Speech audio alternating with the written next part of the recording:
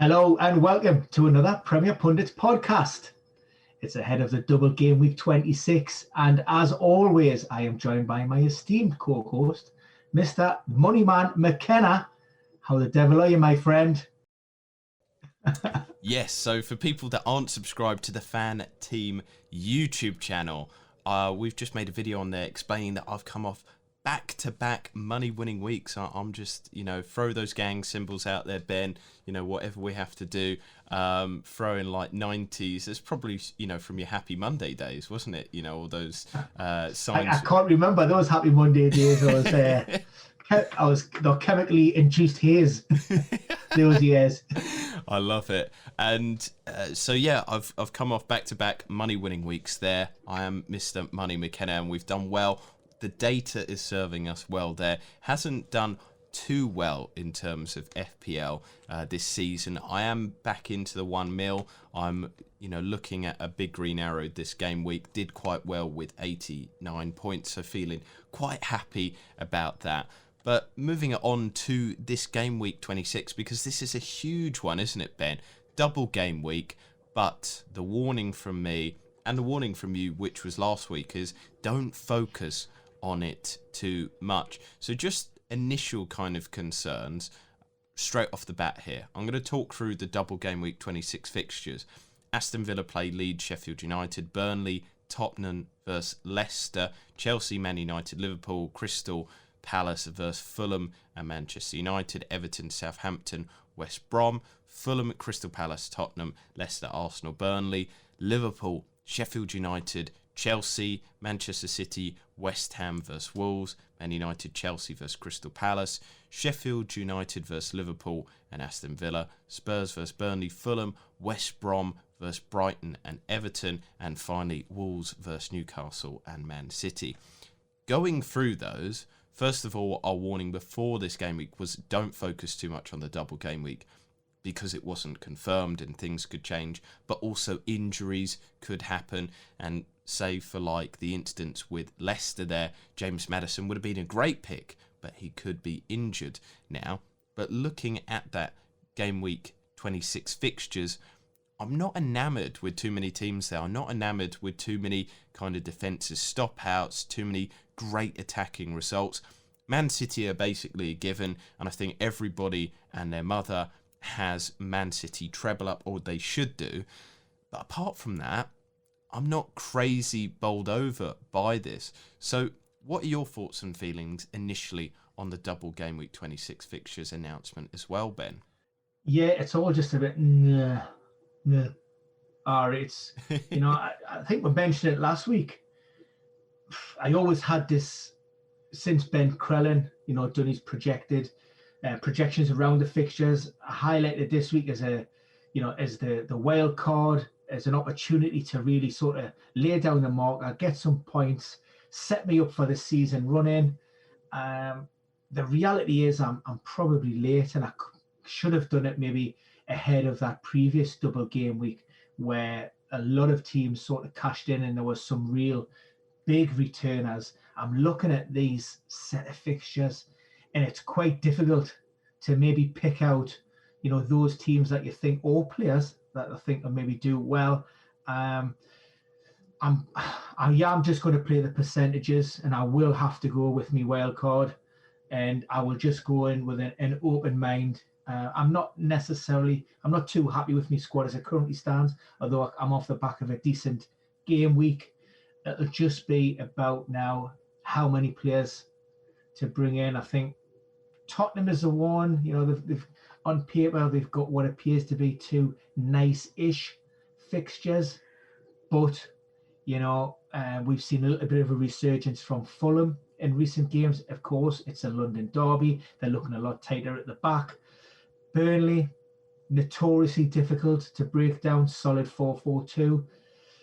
Harry Kane would be my go-to, and we're still waiting for him to, that return to performance. He's just bubbling beneath. We talk about these underlying stats and what he brings. We know Harry Kane can deliver. He's looking all right on the eye. He looks as if he's moving freely, and he looks fairly sharp. So is this a week for him to bang?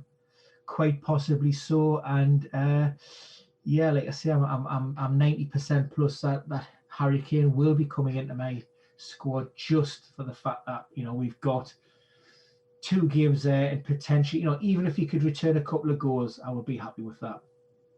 See, this is the interesting thing with a lot of these teams that people are excited to come in on this game week. I just give the word of warning that a lot of these teams, Tottenham, Manchester United, contextualise the fixtures over the next 6 game weeks. So doubling up or trebling up for this double game week. And then you realise, oh crap, actually they've got a terrible run of fixtures over the next 6 game weeks, and that's a bit of a worry. Good thing about Tottenham is that they actually do have a good run over the next 6 game weeks, but then somebody like Man United, second worst fixtures over the next 6, so people might be doubling, trebling up on, you know, their assets, and then you look at the fact that they're playing a really difficult run of fixtures there. This is why, again, I'm warning people not to fixate too much on this double game week, because it could come back and actually bite you in the long term, because then you've mucked up your squad just for that. But yeah, let's move it on to the assets, and today we're talking about defensive assets. We will have attacking assets coming very soon. And just to remind people as well that this isn't the only double game week. There is double game week 27 where City and Southampton have double game week fixtures, and also there's the blank game week 29 to look forward to, which I will be using for my free hit. And you've kind of hinted at there that you're playing a wild card.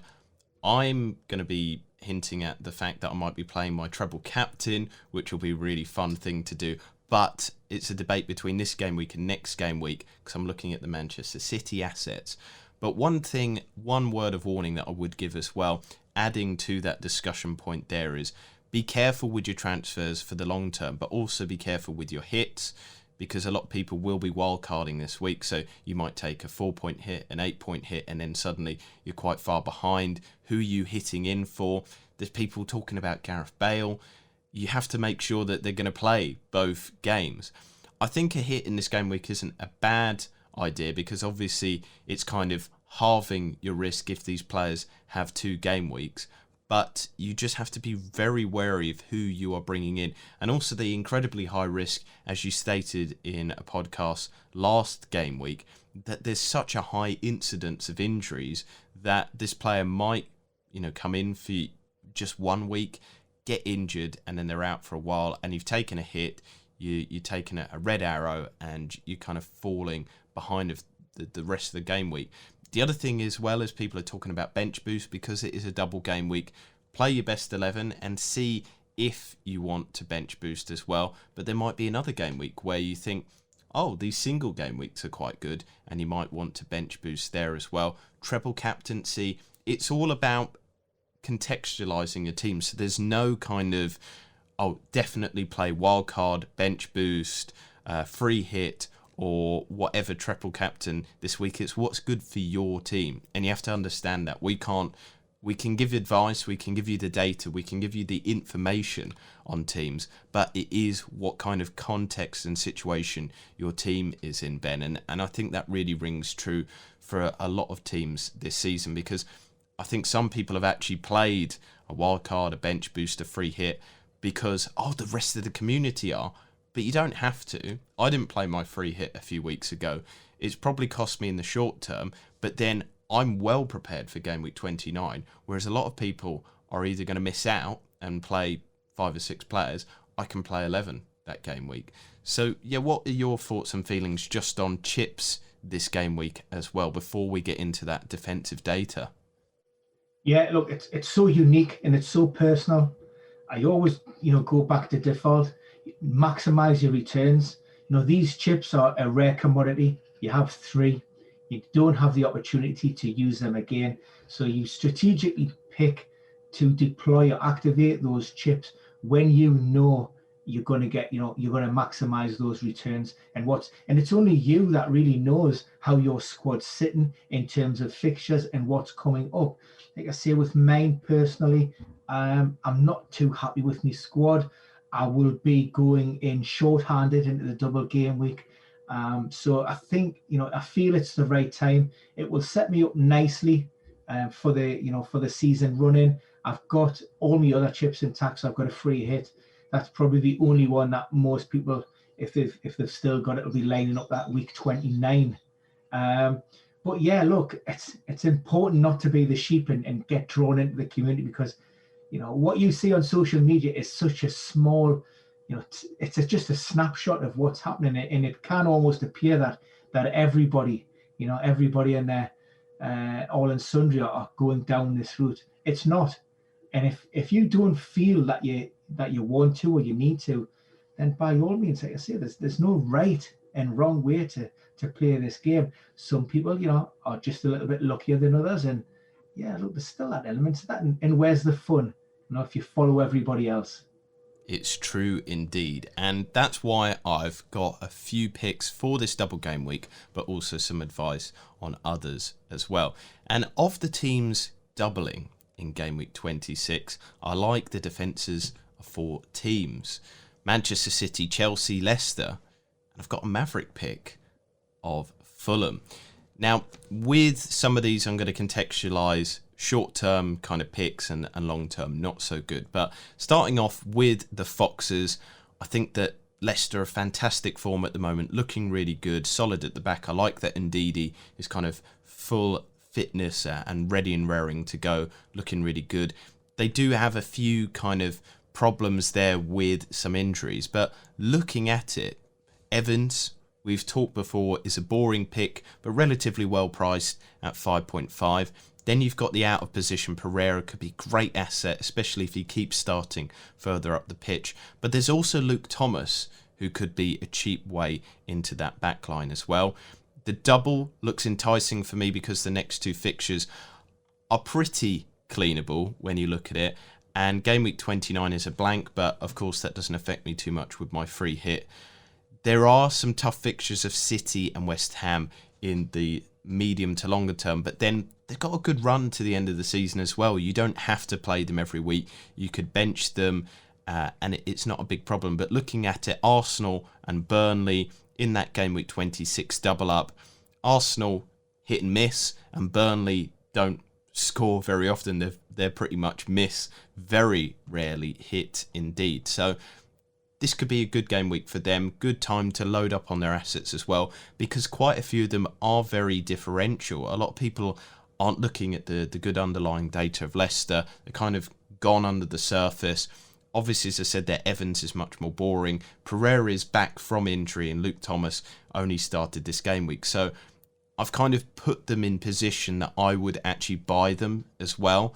But I am looking to possibly get in Pereira at this game week. But my advice to people is Evans is probably the more kind of secure pick in terms of all those. So what do you think about Leicester for this double game week and possibly towards the end of the season as well? Because if you're wildcarding, they're a good long-term pick as well.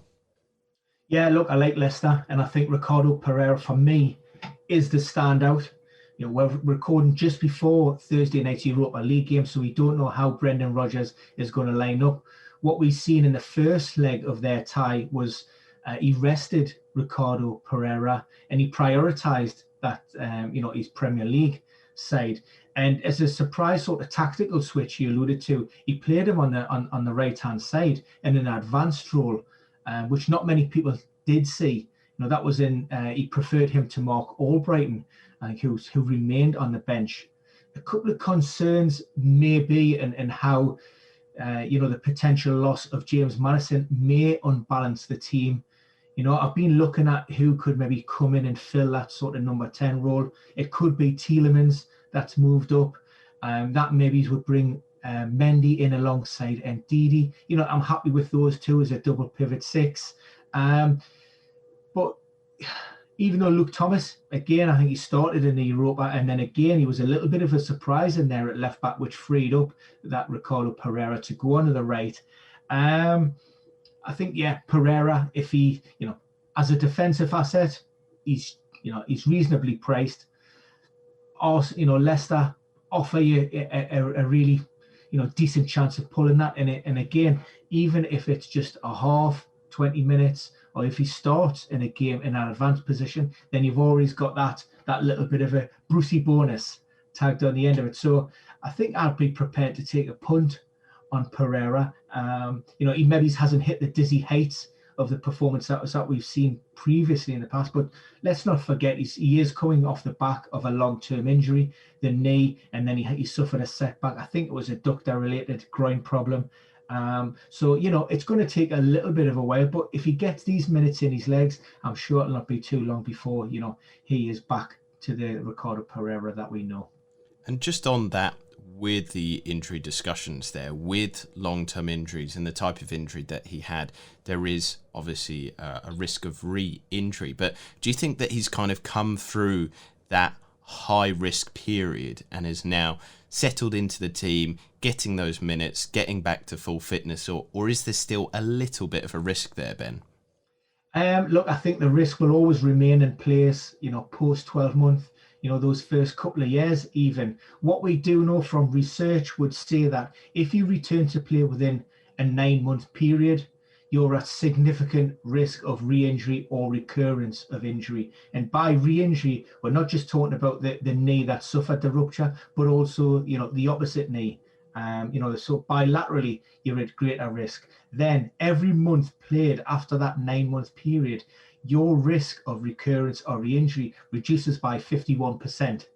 So what we do know is, the longer we move away from that 9-month timeline, then the risk of re-injury becomes less and less and less.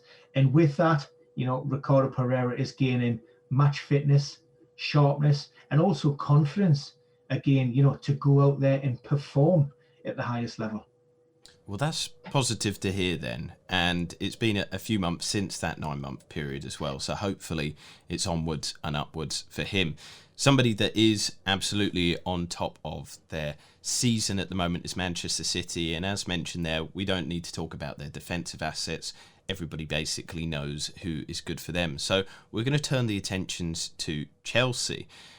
Now, this does on paper look like a difficult run of fixtures in the double game week, but also be mindful that once again, I'm looking longer term as well for the Blues. I'm kind of looking at their longer term fixtures towards the end of the season, and I like what I see. But looking at the Blues themselves, so they are playing Manchester United and Liverpool, but this is a Manchester United that will be coming to Stamford Bridge, but it's a new Chelsea side that are very good defensively. They stopped out Atletico Madrid in the Champions League. I thought they looked really good in that game, actually. And then the second thing is that they're playing Liverpool. It is away, but it is a Liverpool side that have been struggling at Anfield, but also have just been struggling so far this season, struggling with goals, hugely underperforming XG by about 8 in the last few game weeks. Is kind of really ridiculous stuff there going on at Anfield. So on paper, difficult, but when you contextualise what is actually happening in the league, it's not that bad a run. But one of the biggest differences as well that I've seen between Lampard and Tuchel is kind of Tuchel's defensive fortitude, that concentration. He's obviously come in there and seen, right, Chelsea have got a good bunch of players here, but they're letting in far too many goals. And since his appointment in game week 20, the side have the best XG conceded with 3.13, lowest goal attempts conceded, and the second lowest shots in the box conceded. Fantastic data. But again, you can kind of contextualise who they played against. Maybe they've not been too difficult, but Chelsea were not getting these kind of results against anybody when Lampard was there, especially in the last few game weeks. They were very poor. And as I said there, the Blues play Manchester United, who are kind of on and off at the moment. They did score 9 against Southampton, but I think that was a real freak kind of game. They do have good attacking data, but they're intermittent, going in and out of form. Some games you think, oh my gosh, they're not going to score. Obviously, Fernandes kind of just always performs. But as I said there, good fixture run up to game week 34. There's a lot to like about this double up, but again, I've got my mind on longer term aspirations as well. It's not just on game week 26. Yeah, this is one of those points where I look at me current lineup, and having a set and forget in Marcus Rashford in my team, and I never like to have or own or start any defensive assets, against the person that I'm captaining. I just doesn't sit very well. I don't know where I want to go with that. If I was looking at Chelsea, then maybe Marcus Alonso would be the pick for me. I've been a Ben Chilwell owner, I think, for a large portion of the season. Now he seems to have just dropped off the radar. And even when he has started, it gets to around that hour mark and Marcus Alonso comes in. I think it's, even from a tactical perspective, Tuchel prefers Alonso and his team just for defensive set pieces. He likes that additional, little bit of height. And we know that what Alonso brings offensively. So if I was looking at maybe a Chelsea defender, particularly with that Manchester United game in mind, then those defensive concerns with Rashford would be offset by, well, hopefully could Alonso give me something going forward. Would I be looking elsewhere? I still have question marks over Andreas Christensen. Does he start every week? We'll have Thiago Silva has been seen back on the training pitches, which suggests he won't be too far away, although he wasn't involved in the Champions League. Rudiger seems to, he's a bit of a favourite, but again, am I completely convinced by that? I'm not so sure. Which would maybe have me leaning towards Azpilicueta, because I'm just not, again, I'm not convinced with Reece James, and is it the Callum Hudson-Odoi wing back role? So there's too much uncertainty there. In a push, maybe Azpilicueta, because he's getting minutes, and I would always tend to err on the side of caution and stick with those players who I know, for the large majority of the key are going to start and stay on there for the 90 minutes. It is the difficult decision. The underlying data is great for Chelsea, but it's finding who you want in that side, who's going to be playing the full 90 and things like that. I like Rudiger, I think, because of his price point as well. If he doesn't play, if he is rested, or if something happens and he's not going to be playing for the next few game weeks, then it's not that much. It's kind of just 0.2 million more than a Loughton. It's not crazy money that you're putting into there, but it is one of the best defences at the moment, and I feel like it can't be ignored. But moving on to my final Maverick pick for this double game week, and this one is for the kind of people that might be looking just for the free hit this game week. They might have their kind of eyes on just this kind of fixtures this weekend.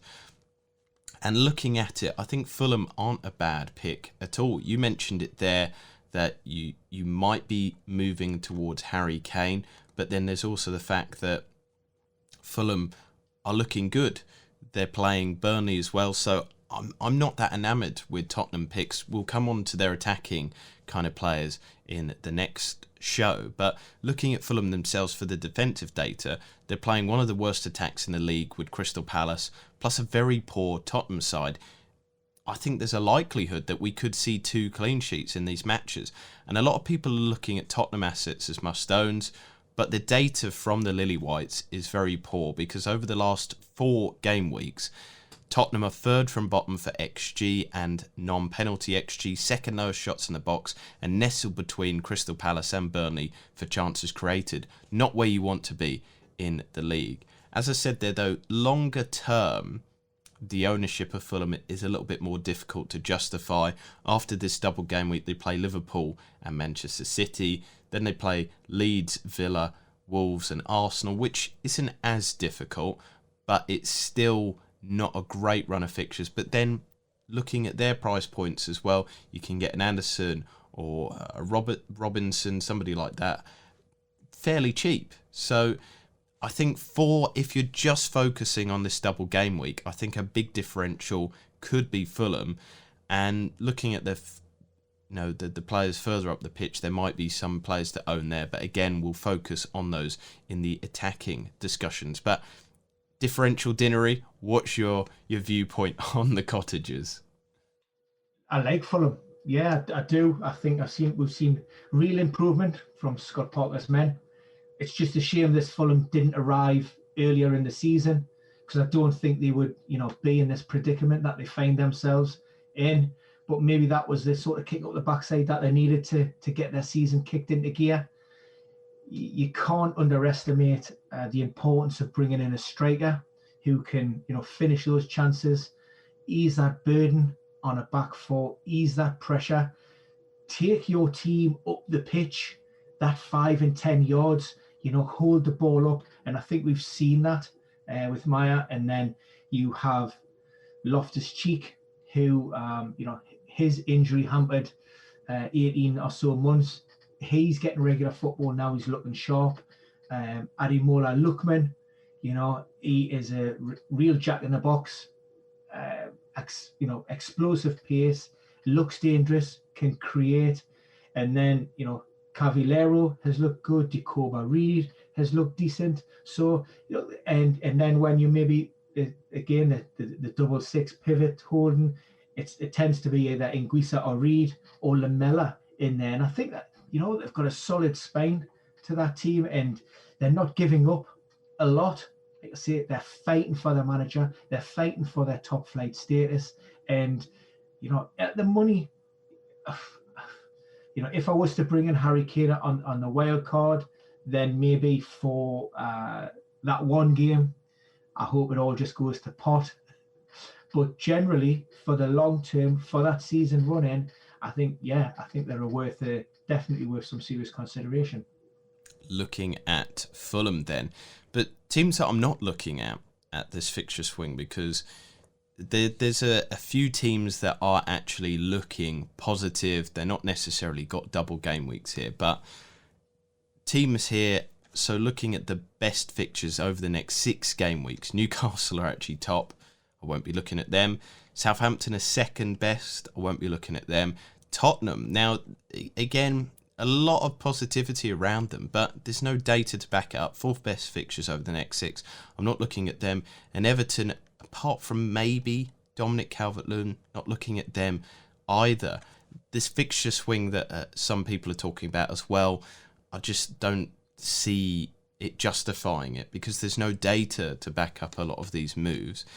So moving into the final little bit, and I'm calling this popular avoids. People are looking at these as great double game week fixtures, but again, I'm not liking them. And I mentioned earlier, Manchester United's second worst fixtures over the next 6. And so loading up on their assets beyond this game week doesn't seem sensible at the moment. They've got Chelsea and Crystal Palace in double game week 26.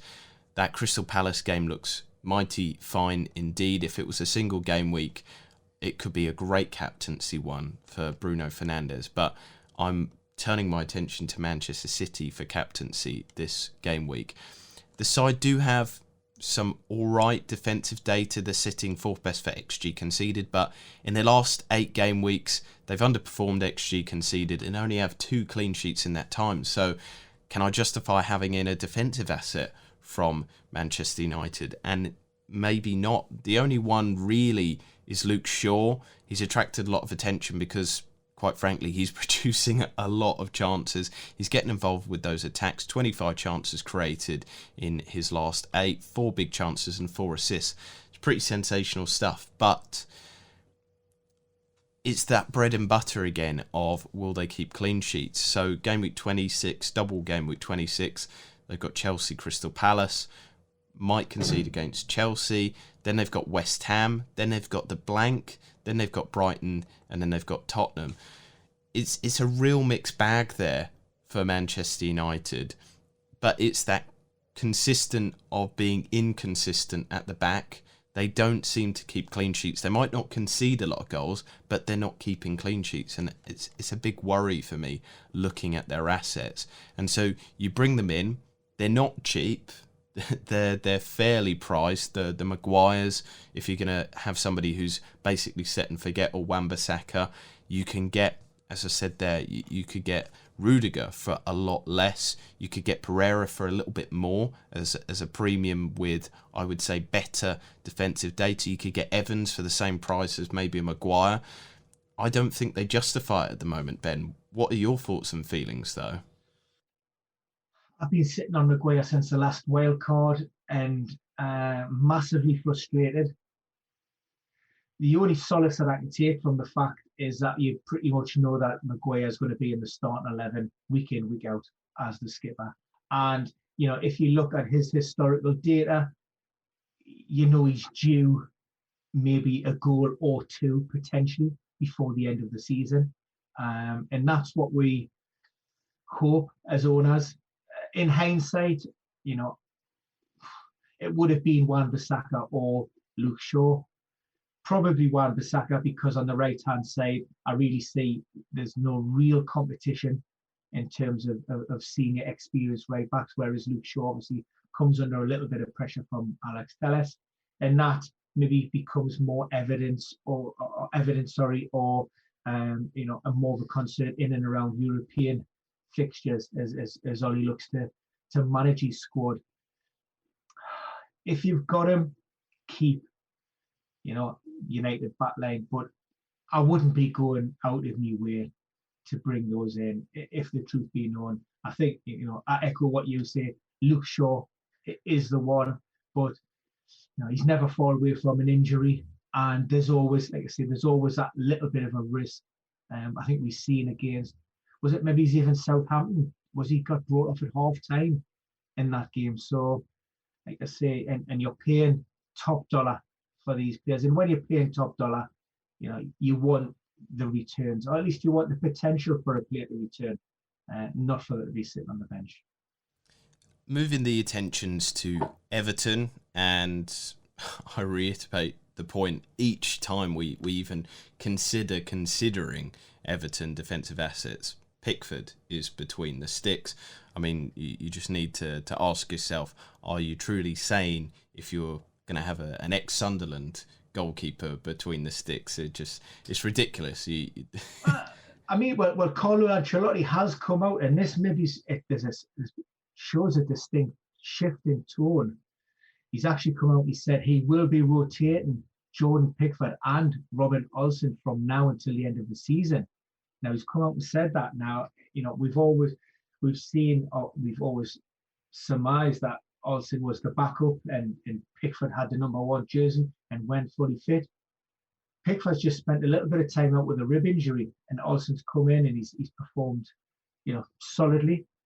And even on the back of that, the Merseyside derby win, for Ancelotti to come out and say, well, Pickford is not guaranteed that starting jersey, and I will continue to rotate. The difficulty is, you cannot pick your Everton defensive assets in and around that. For me, it's only Digne, and again, I'm looking at it purely from offensive returns as opposed to what they'll keep with a potential clean sheet. Yeah, and this is the thing with Everton, even without Pickford between the sticks, the side have been incredibly poor defensively over the last 6 game weeks. Second from bottom for goal attempts in the box conceded, second bottom for goal attempts conceded, only 1 clean sheet, 12 goals conceded, which is the second worst over that game week period, and the third worst XG conceded as well. It's terrible reading for defensive assets. So that kind of basic line that you draw in the sand of, right, they're going to get clean sheets, that's why I have an asset in the side. Digne is quite an expensive defensive asset as well. And looking at the attacking data, flipping that on its head, Everton's attacking data has been truly dreadful as well. There haven't been a good side going forward over the last 2 game weeks. They're bottom half, near relegation for shots inside the box. Chances created, they're actually second from bottom in the last 4 game weeks. Big chances created, my goodness, they are 4th from bottom. Terrible kind of reading there. So I think people are looking at Calvert-Lewin as some sort of saviour this game week. They obviously played Liverpool last week and got a great result, a historic result at that, for the first time in however many years. Was it like 20 years since they won there? And yes, they are playing Southampton and West Brom, and maybe those fixtures might bring it to them. But the flip side is if they don't create any chances to score in those games, then they can't put the ball in the back of the net and they might concede. So yes, Calvert-Lewin is nicely priced and 124 points for the season, but they're just not ticking right at the moment, Everton. There's something wrong there, and I don't like it. And the final point is Tottenham. A lot of people are kind of looking at them. There's potential there for a probable clean sheet against Burnley. I will accept that. But then Fulham are a good side. Last 4 game weeks, the Cottagers are 4th best for XG. I can see them conceding in that game, possibly even losing. So a defensive double up there, I'm swinging more towards Fulham if I was going to. Tottenham do have good fixtures over the next 6 game weeks and beyond, but there's no data to kind of back up me putting money in there. So that's kind of my summary of game week 26 from a defensive asset discussion. Is there anything else that you want to add, Ben, or do you think that I've kind of come in there with some fair analysis? Very fair analysis and some great picks. I mean, it wouldn't be a podcast if Differential Dinnery wasn't to throw his 5 pence worth into the conversation. And I'm going to put a word out there. Yes. You won't agree. The data doesn't support it. You will hate everything about it. And I'm going to go with, drum roll, please, West Brom. So you'll not be too surprised to learn that I'm going down the buggies, because I have been warming to them in recent weeks. And I'm going for, if I do the wild card, this guy would be coming in, and I have got a free hit in 29. So I'm not interested in the fact that the buggies haven't got a fixture. And it would be Maitland-Niles, who is playing in a slightly advanced role, and could play at that holding, or could be slightly advanced on the right hand side, depending if or not Sam wants to change things up, or whether Robert Snodgrass is or isn't fit. But you know what? It's 4.6 million, I think. He's a player that I'll quite happily have in my squad. We know he's going to start. We know he's going to get 90 minutes. And yeah, look, they've got 2 home games at the Hawthorns, Brighton and Everton. You've already alluded to 2 teams that inherently have been struggling to convert in front of goal. And it wouldn't surprise me if there was at least 1 clean sheet in there. They then welcome Newcastle to the Hawthorns. Then they've got Palace. Again, another game that I might look at. And then a free week, and then Chelsea away. But at that price, I'd quite happily just keep Maitland-Niles on the fringes of that starting 11, and just select them around the fixtures. It's not a bad chat, because as an Arsenal fan, I know how good he is, and I've seen how good he has been in that West Brom side as well. It's a real mixed bag of fixtures for West Brom over the next 8 game weeks. They've got Newcastle and Crystal Palace that are very cleanable. Southampton and Aston Villa arguably as well. Chelsea and Leicester are difficult games thrown in there, but it's a very differential pick, but I don't hate it as much as you'd think, Ben, actually. There has been a little slight improvement defensively of West Brom, but I'm not going to pin my colours to a post and say that they are better. I think that there's a lot of questions there, but it's Big Sam. If anybody can do it, Big Sam can. Ainsley Maitland-Niles has a lot of quality there, and he could be an interesting differential. So I wouldn't go for it myself, but I'm not going to be hypercritical, mainly because of my strong love for you there, Ben, but also the fact that there is a weird logic behind it that I don't incredibly hate. It's not made me recoil in anticipation, but then maybe it's because you prepped me for such a terrible choice that this is not as bad as I thought it could possibly be, with, I don't know, triple captaining somebody like Sheffield Mateta. United. Yeah. Yes, Mateta. Anyway, but on that fun note to end on, with a differential dinnery pick, as always, we remind people to subscribe, like and share these videos, because we've got a lot of great content here. And starting next month, we're going to be doing daily midweek content, so Monday to Friday. We've got some great stuff coming out for you, on top of the usual Dr. Raj Tactic Thursdays and the insights from injuries in FPL. We'll also be doing some great data shows as well that Ben and I will be hosting individually, but also together as well. So you can see the best looking, best footballing couple on the internet together even more. I mean, why wouldn't you subscribe for that? So for now, I will wish you luck as always. And look at that, he's voguing as well. I mean, you don't get this on many other football channels, if any at all. But as always, I wish you luck. Maybe not as much as I need at the moment, but I will give that a little bit to you from my Irish roots. And just tune in for next week's show very, very soon. Thanks, Jason. Fantastic. And yeah, we'll be back very soon. But that is our defensive Premier Pundits podcast done for now.